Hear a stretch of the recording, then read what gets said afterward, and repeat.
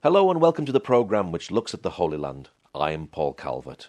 Psalm 90 verse 1 from the New King James Bible says this: Lord, you've been our dwelling place in all generations.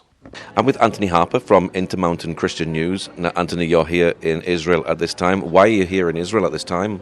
I'm here, first of all, to be a blessing to Israel in the midst of the crisis that Israel is facing. I know that a lot of Israeli people know that Christians are a blessing them in so many ways, but I needed to be here in person to make that connection to the people and to also be at the Nova Music Festival site, the site where the Hamas brutally killed so many people, the massacre site near the Gaza border. Very sobering and very troubling about what Hamas has done. What was it like visiting that site? It was very emotional. I was sick in my stomach all day and nauseous, but it was really more of a connection to the area, just standing on the land where this happened, to see visually about the environment that they were in and how close they were to the road, and they're really out in the open, and there was no place to go except for I went to the bus stop, which was like a bomb shelter, but they were massacred there as well. Very upsetting. Did you get to see any other areas where the terrorist attack took place? I was besides the Nova site, I was in Sderot, at where the police station, it did stand at one time, but of course Hamas destroyed that police station, so I didn't get to go to any kibbutz area, but it is very troubling about what happened October 7th, and we pray that will never happen again. And Israel is in a serious problem with Hamas and all the pressure being put on them. Now, you are a journalist. Have you been interviewing people at this time? I've been interviewing quite a few Knesset members, most of the Likud members, but some also Yesh Atid members. And I also was with the Speaker of the Knesset, a private meeting with him, Amir Ohana, to convey our Christian support and love and to hear about the pain he was sharing about what Israel has gone through since October 7th. Very special meetings with Israel leaders in the Knesset building, but also really important connecting with Israeli people here. There have been birthright people from the United States I've met with and connecting with them about what I do at the White House, exposing anti-Semitism, and there's a real bond that I've been creating with people here, and we stand singing Hatikva, the Israeli national anthem, together. So very special time of showing our Christian love for them. How have you felt the mood has been while you've been here in Israel? The mood has been anxious, not exactly knowing what's going to be happening when President Trump moves back into the White House. But overall, the response that I've been hearing is that so many people say they love Trump and that they can't wait for him to return. They're eager to see what will happen, next on this matter. And about this matter, this is on this peace agreement, this hostage deal is kind of related to, as President Trump said, the beginning more of the expansion of the Abraham Accords, which I have some concerns about. Do you think the hostages will be released? There's talk of a deal, there's talk of uncertainty. Do you think that it's actually going to take place and happen? Don't know, but for me it was really disturbing to hear that the Israel government hasn't been fully on board about this. It's also concerning that President Trump didn't wait for the Israel government to be fully behind this before announcing to the world and everyone starting celebrating.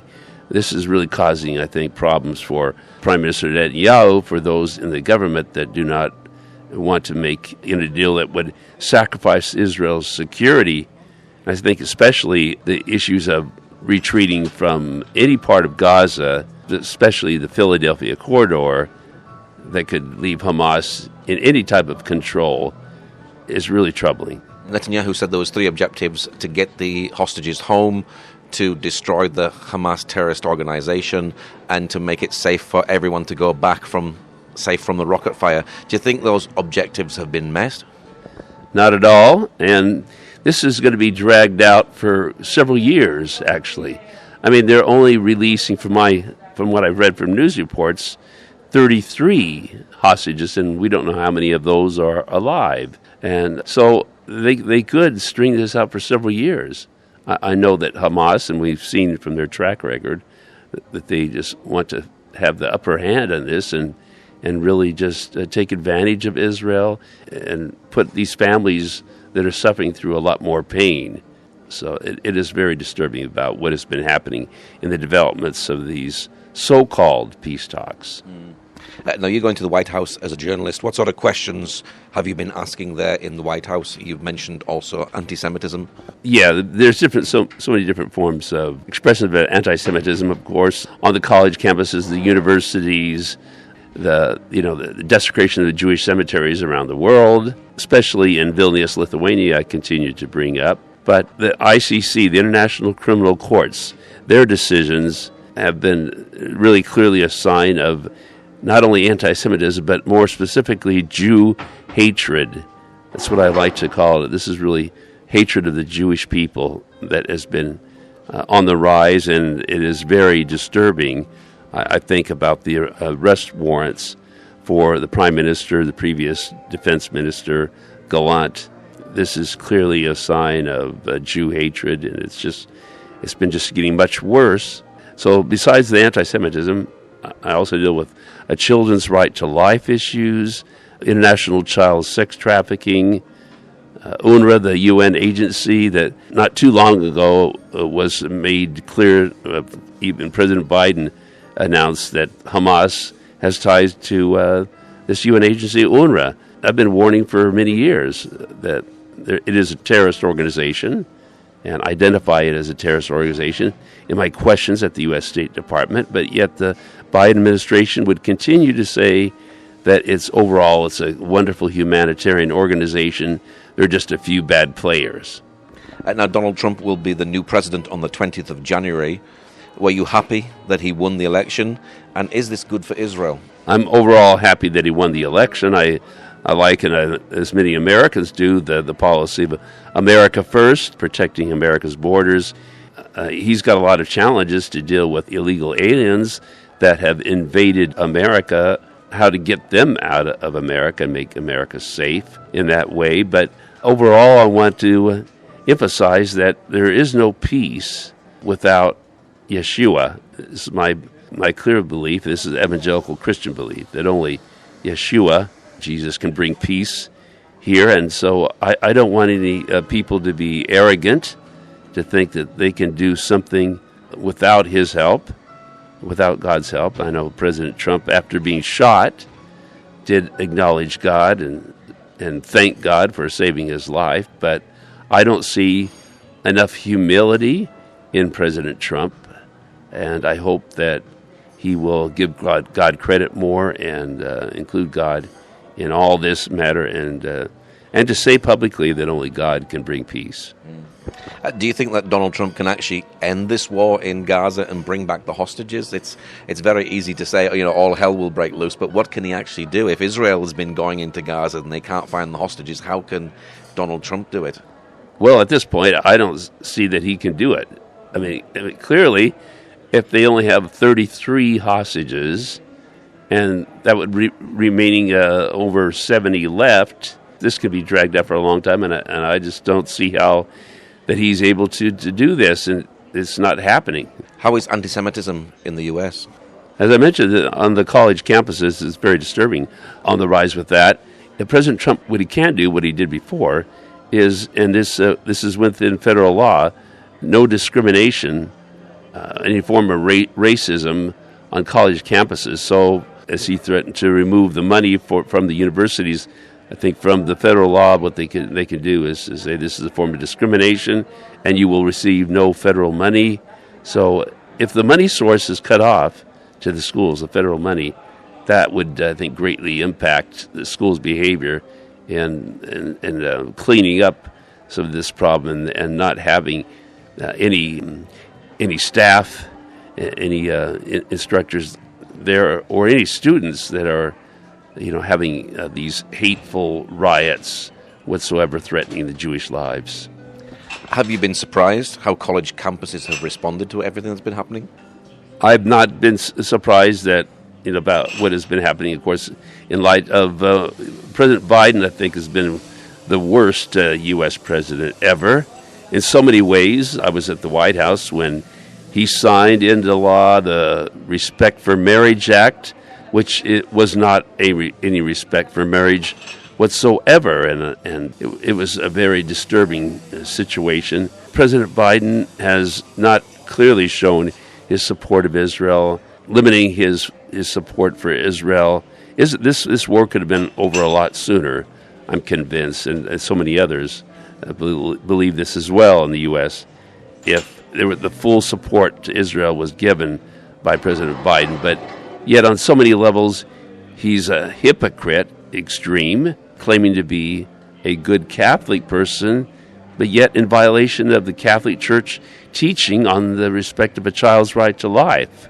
So it's very, very disturbing about what President Biden has done, bringing an increase of immorality in America, actually permitting and aiding and abetting in an invasion of the United States. This is considered a form of treason. What is your prayer for Israel at this time, with the possibility in the next few days of hostages being released, and of course in the next few days Donald Trump coming to power? What is your prayer for Israel at this time?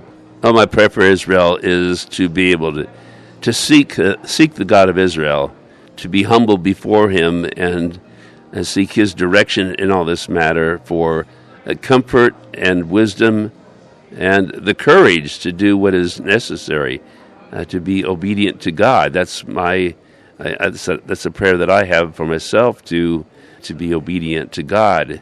I know how painful it is for family members in this situation, not knowing what's happened to their family, if they are alive, what they're going through right now. A very difficult time. The only solution is the God of Israel. How can people get more involved for Israel at the White House? First of all, I need people to pray for me and other good media at the White House. I'm the lead reporter there regarding Israel-U.S. relations and exposing anti-Semitism in the world. So I need a tremendous amount of prayer, but also need people to join me in support. We need donations to help to continue to stay in Washington, D.C., to report truth at the White House. We need other staff to be in assistance. There's so much needed to keep this voice of truth at the White House. It's been so disturbing that there are very few media that have enough courage to really report on anti-Semitism in any significant way, or about other human rights issues, as I mentioned, about protecting children, the sanctity of marriage, exposing the Christian persecution in the world. So just pray for all the support that is needed, to pray for my health and just all this provision. People, when they go to the website, they can donate there at Intermountain Christian News website, imcnews.org. There's a donate button there. What's your website for people who'd like to know more about the work that you do? The website, Intermountain Christian News, is imcnews.org. You can do a Google search for Intermountain Christian News, but that's our website, imcnews.org. But we also have a YouTube channel and a Rumble video channel, and that channel name is Intermountain Christian News, easy to find through any search engine. And we have a tremendous amount of videos from the White House, the Israel leader interviews that I had mentioned, and much more to come. Well, Antony, thank you very much. Well, thank you. Thank you for joining us today. Pray that God will move by his mighty power in the Holy Land and bring his peace.